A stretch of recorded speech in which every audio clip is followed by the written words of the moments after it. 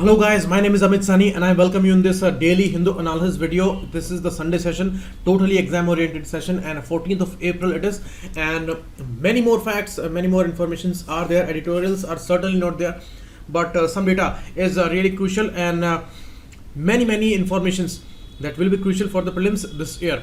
And I have discussed some important things here, and let's start. These are the numbers there you can call, and you can ask for these pendrive courses by Study IQ. This is the Study IQ website's link, and all these courses are updated one and created by experts.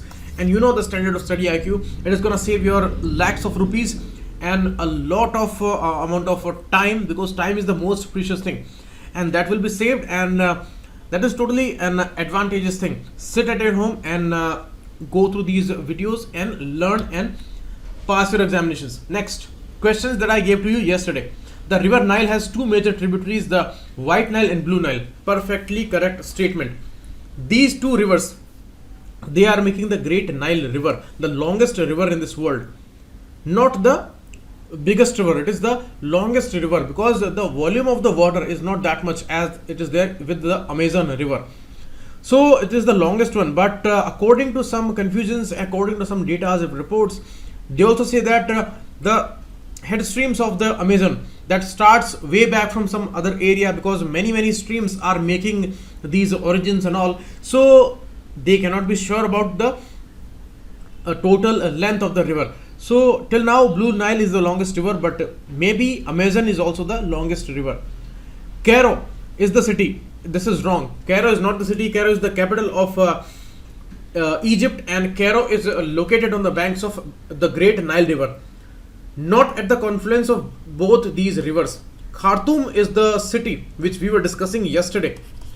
Okay, you can see here, this is Uganda, this is South Sudan's Juba capital. White Nile is running through this area, and this is Blue Nile starting from Ethiopia, from Lake Tana, and these both are meeting here at the city of Khartoum. So this city is located at the confluence of these two rivers, and then after that it becomes the Great Blue Nile River.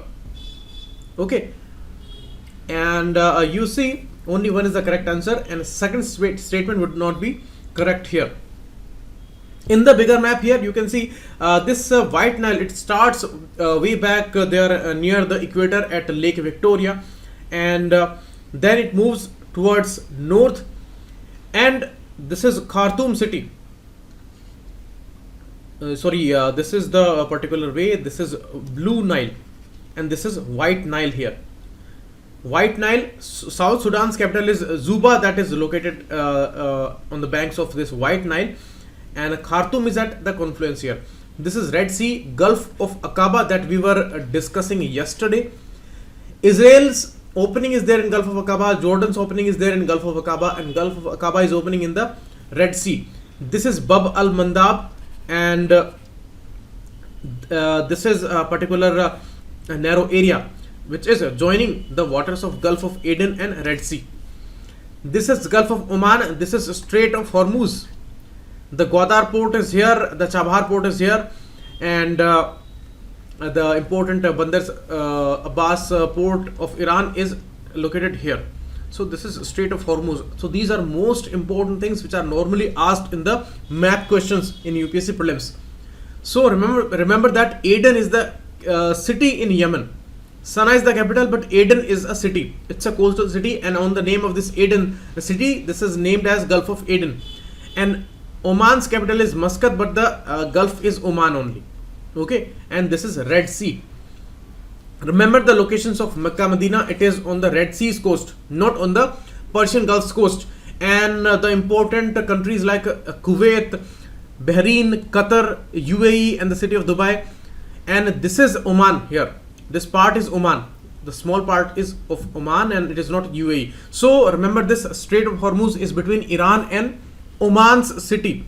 Okay, so the location of these countries is extremely important, and where they are meeting. And this is the Bamiyan port here, and the city of Iraq, Basra, is here, and Kuwait is opening in the Persian Gulf.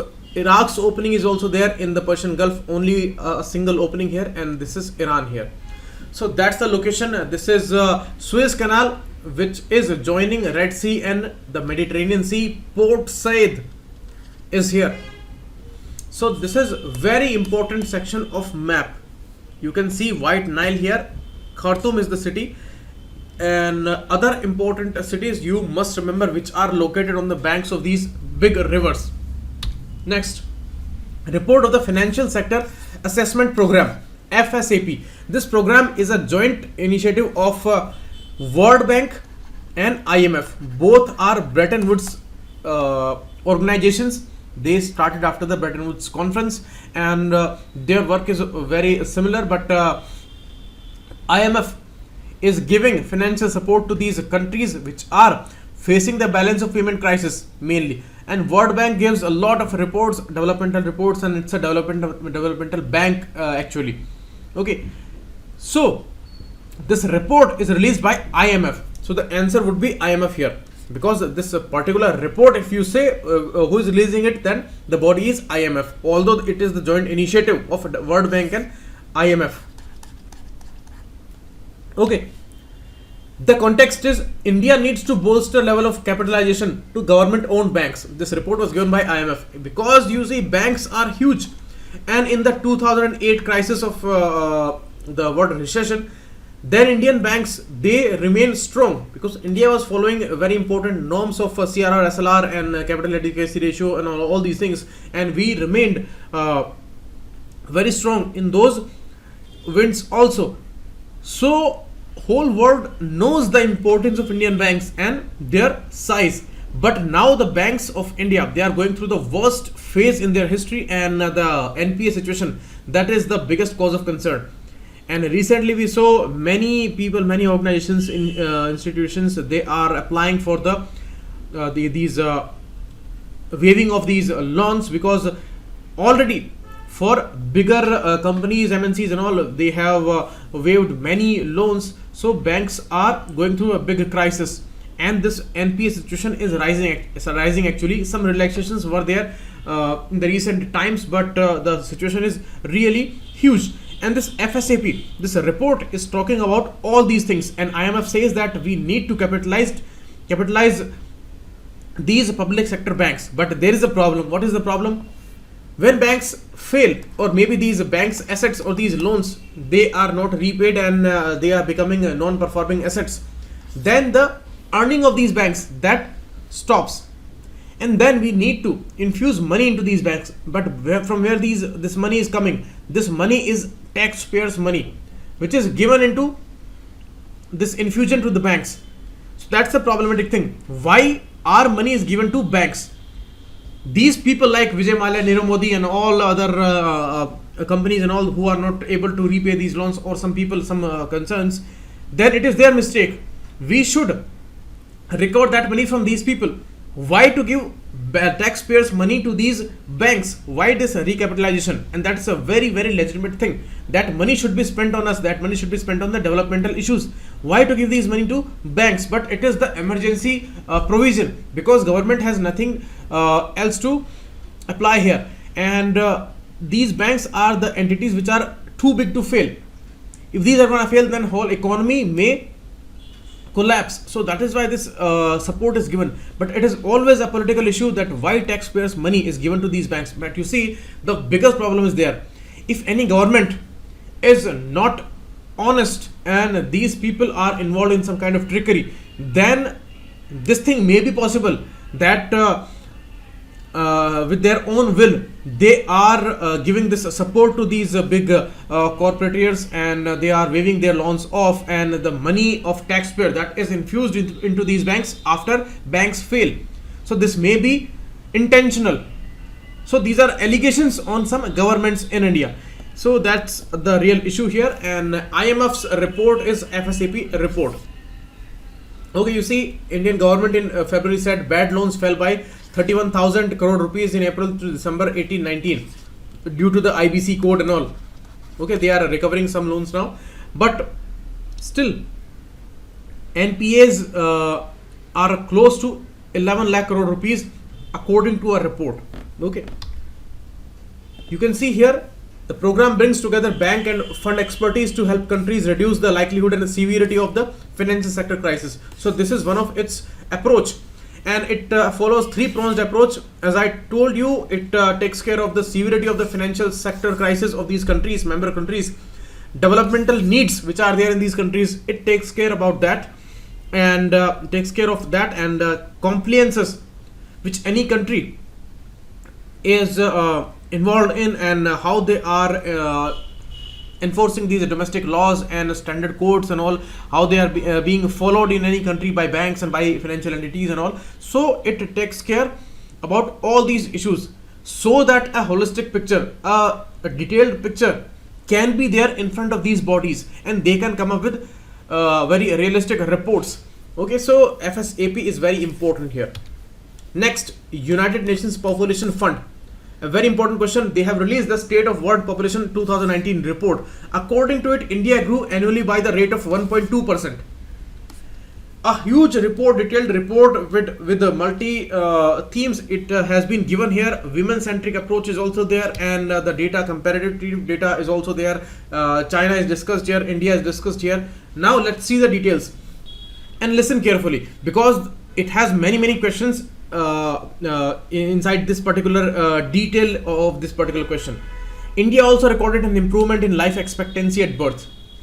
Life expectancy is the issue where since birth, what is your average age that you achieve in a particular country?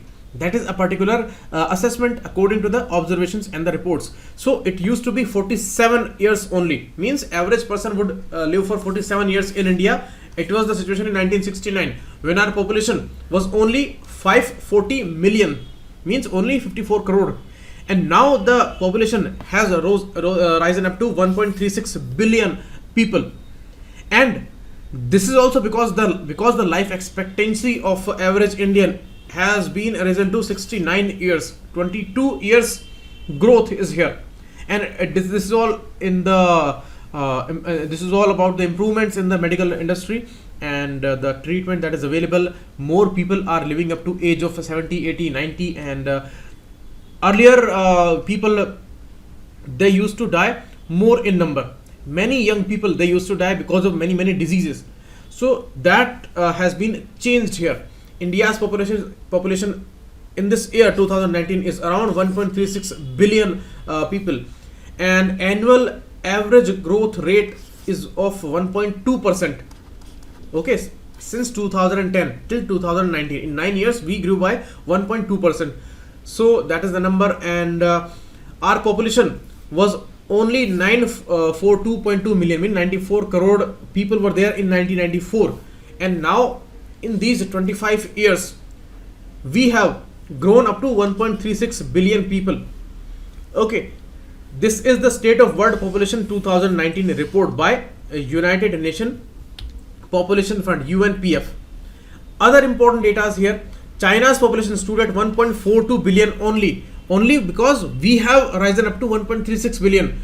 So only 0.06 billion is the difference between these countries, and this is because in the 80s China started one child policy, which it stopped in 2015 year, because many problems they found that the kids, they are living a lonely life. There is no sibling, and only one child is allowed in China, so it created a lot of social problems. But anyhow, they controlled the numbers of the people, and that was really great. This China country, it was having 1.23 billion people in 1994, means in 25 years the addition is of only 0.19 billion people, and that's really appreciable. And here our addition in these 25 years is huge. From 94 crore people we have reached up to 136 crore people. So this is a tremendous growth, and this has created many problems. But you see, we are at an advantageous stage, but only if our youth is skilled and they are having jobs in their hands, then the economy can be supported. Otherwise, this demographic dividend issue that can turn into demographic disaster. Data regarding that we are also going to discuss here. But before that, China's population grew at only 0.5%. So the growth rate is only 0.5%, less than the half of India. And it was in the same period of 2010 to 19 according to the report. Key findings: the total fertility rate. What is that? In the age of 15 to 49, the average births which are given by her in this particular age group, that is the number of total fertility rate. Means in 1969, average woman was giving birth in her lifetime to 5.6 kids. It's an average number, so that is why 5.6, and that has dropped to 3.7 in 1994, and now in 2019 it is around 2.3. So it is a respectable number, because the replacement rate is around 2.1. Because if it is around 2 or 2.1, means the population is not gonna grow much, and it is only going to be steady in a sense, because 2 people will die and 2 people are new addition in the world. So this is how this is replaced with the same number. So the population does not grow and it does not decline also. So this is the replacement rate, and we are near to that replacement rate. But till 2026 our population is gonna rise, and till 2026 also. I am reminding you here that our numbers in Lok Sabha and Rajya Sabha seats, that will also not gonna change. It will remain to 552 in Lok Sabha and 250 in Rajya Sabha. That is fixed till 2026, because till 2026 our population is gonna grow with the rate. After that there would be a expected decline in that. So that is the thing. So we need to apply some policies the way China applied here. That is how we can control the population in India. Otherwise it is a problem, because you see the states of India, UP is having a bigger population than many countries. It is reaching up to 25 crore people, and if we look at the data of the population of some countries, China is at 1 billion 42 crore, and India is very close, means 1 billion 36 crore, means only a difference of 6 crore people. And the biggest problem here, you see, the density area is very small in comparison to China. So the density is 460 in India, and it is only 151 in China. So they can accommodate these people easily. But India's population is reaching up to 1.36 billion, and that is close to 1.37 billion, and they are only there at 1.42 billion, means only difference of around 5 to 6 crore people. So this is really scary a number. Third number is of USA, 32 crore people only, and UP's population is around 22 crore people. So look at the situation of this country. Next, if we talk about the age group, 0 to 14 years of age, the kids, they make the population of 27% of total population. If we talk about 10 to 24 years of age group, that is also 27% of the total population. And 67% of the people, they are in the age group of 15 to 64 years.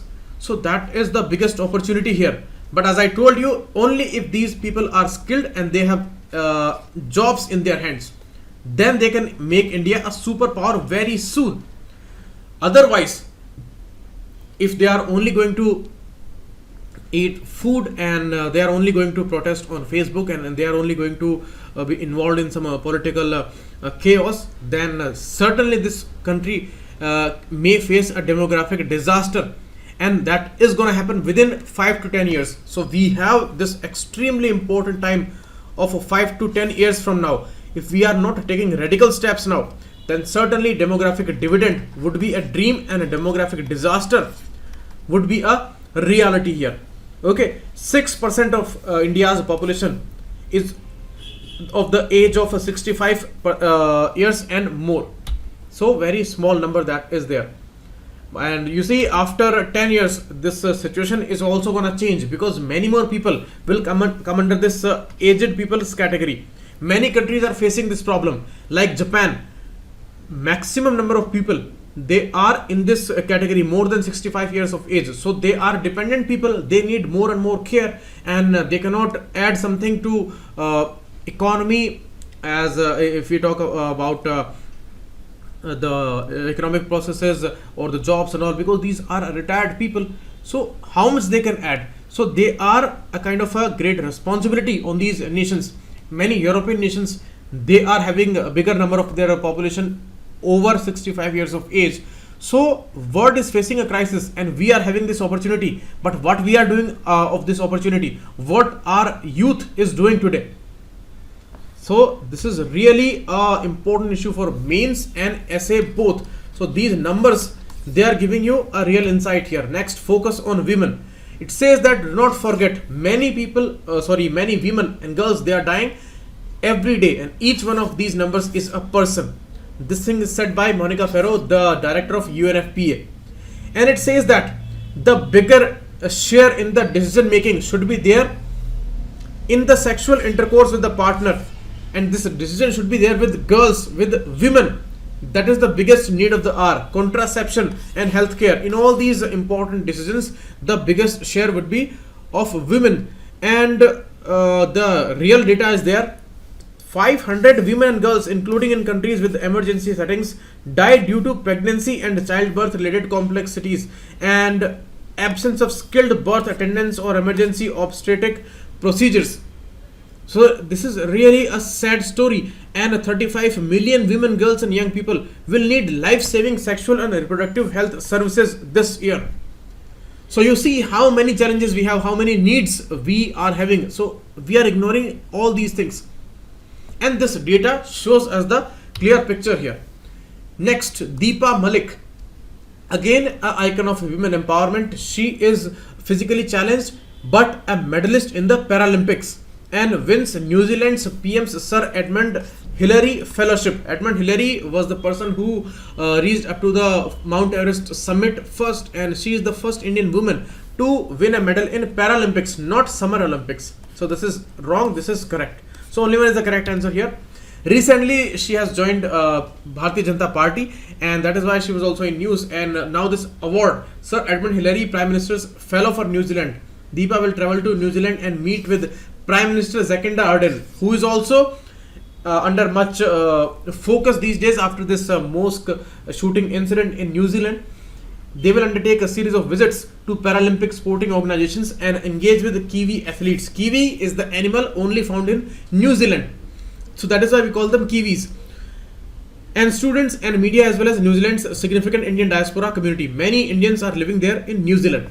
And a fellowship program has been running since 2008, this Edmund Hillary Fellowship, and it was also given to Niti Aayog's CEO Amitabh Kant in 2017. So these questions may be asked to you.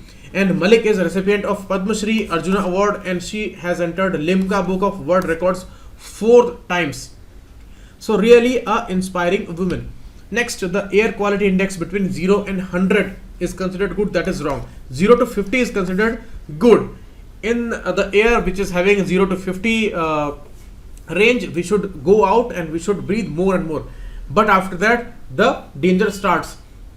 As per the WHO list of most polluted cities, Varanasi is at the 3rd position, not the most polluted city. So both are wrong here. So D9 is the correct answer. And you can see 51 to 100 moderate, 50, 100 over 100 the particular these straps, they become darker and darker, and bigger danger is there.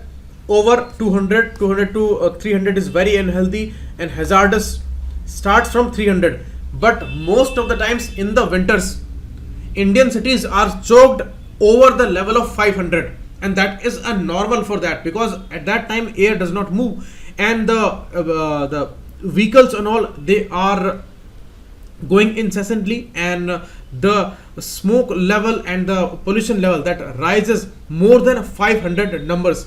Sometimes it is reaching up to 800, 900 in parts of Delhi, and that is totally an inhumane condition to live. Okay, and that is why in the report it says that more than 4.2 million people died out of air pollution in 2016, and only in India more than 17 lakh people they died due to air pollution, and that was the world record in a air.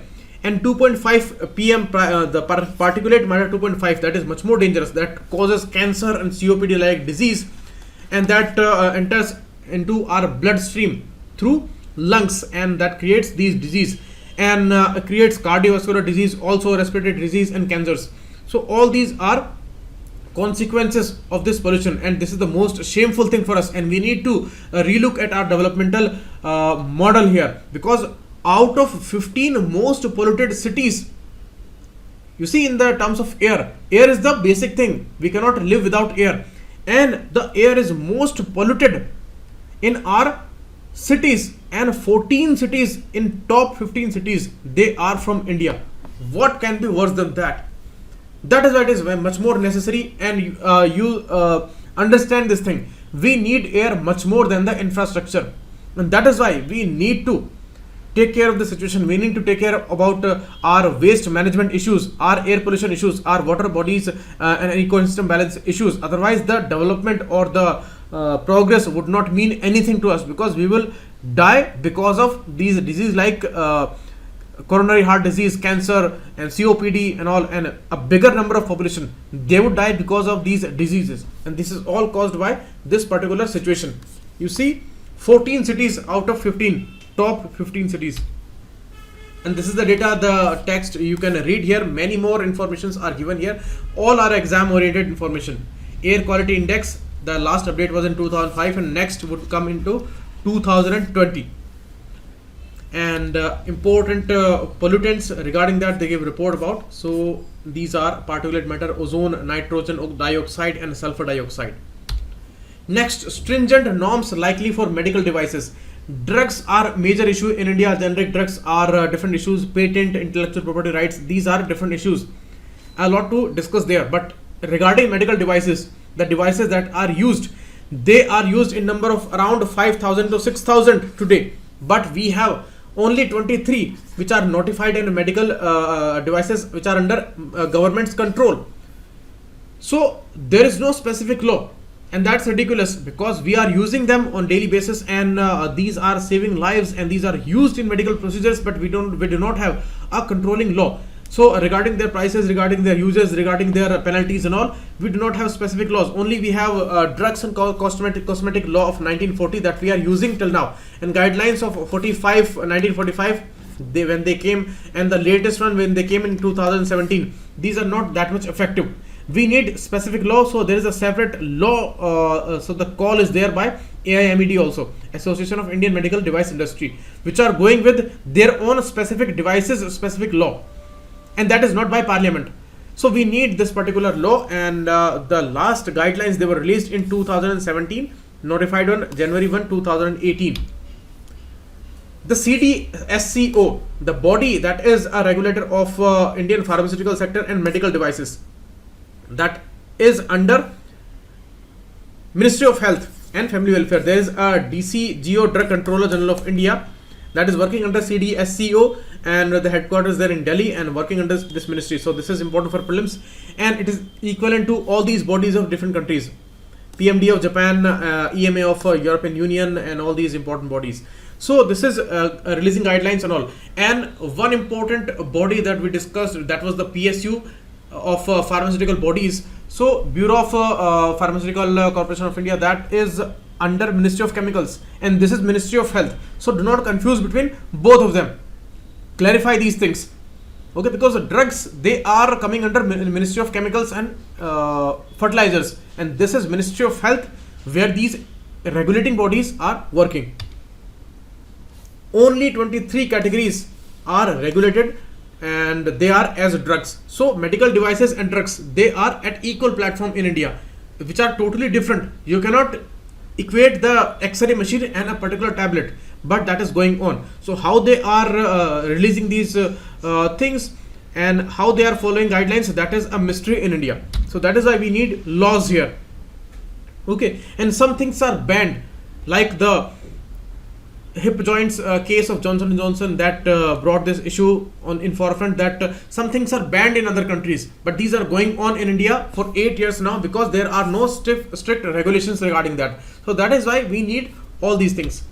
Next, regarding the coffee consumption, the global decline is there in the coffee consumption. So that is why pricing issues are haunting these farmers. Around 2.5 crore farmers are growing coffee in this world. Around 3 lakh are there in India, mainly in the southern part of India, in Karnataka mainly. And 90% of these growers, they are small holders and are forced to sell their coffees at a price much lower than the cost of production. These companies and all, they are rising their profit numbers, but these farmers, they are struggling a lot. So the campaign for 5 years that would be run in India, and that would promote the coffee consumption globally. And the Coffee Board of India, we talked about the Tea Board of India yesterday, and the Coffee Board of India is also there, working under the Ministry of Commerce and Industry. Remember that. Head office is there in Bangalore. Tea Board's head office is there in Kolkata. And after economic liberalization in India, much has changed, and the merchandise exports and all these marketings and all, these are rising, but now the lull phase is going on. Next, a very interesting and important information, that sex on false promise of marriage is gonna be called rape. So be careful and go with your promises. Do not break them, otherwise your partner can take you to jail, and the charge of rape that can be inflicted on you. Justice M.R. Shah gave this important decision that rape is the most morally and physically reprehensible crime in a society, and especially in India, an assault on body, mind and privacy of the victim. While a murderer destroys the physical frame of the victim, a rapist degrades and defiles the soul of helpless female. So this is a gender issue. If you talk about the gender issue, the biggest dark spot on that is the rape issue, and India is really the rape capital of this world, because the way incidents are happening and the way they are underreported, this is really scary, and this is not a country to live for women and girls especially. So that is why we need to take a collective efforts here, and we need to introspect a lot here, a lot of insight that is needed, and it should be coming from the society here. Next, India becomes the net steel importer, a first in 3 years. Means we have surpassed Japan in terms of steel production, but the producers are struggling a lot, because the countries like China, Indonesia, they are producing steel very cheap, because their labors are very less, and the mining industry and all that is very supportive, and government is also very supportive there. So they dump their steel in the countries like India, where domestic production is expensive and the import is cheaper. So that is why we need to put anti-dumping duties on the steels and all these products. But that is an issue, because all the times we cannot put these anti-dumping duties and all, otherwise the trade wars and all, they will start. But right now the phase is going on that we have become the net importer, and this is the data of last 3 years, and we actually created a particular plan till 2030 to 31, and we said that we would increase our production to 230 million ton. Right now it is only 106 million ton, and we have just surpassed Japan, and we have become the second largest producer of steel after China. But the National Steel Policy to 2017 is not able to contain this issue of domestic production, because the cheaper steel is coming in India from these countries. And why? Because USA and all these other developed countries, they have put some duties on Chinese steel and Indonesian steel, so they are dumping more steel in Indian markets. So that is going on.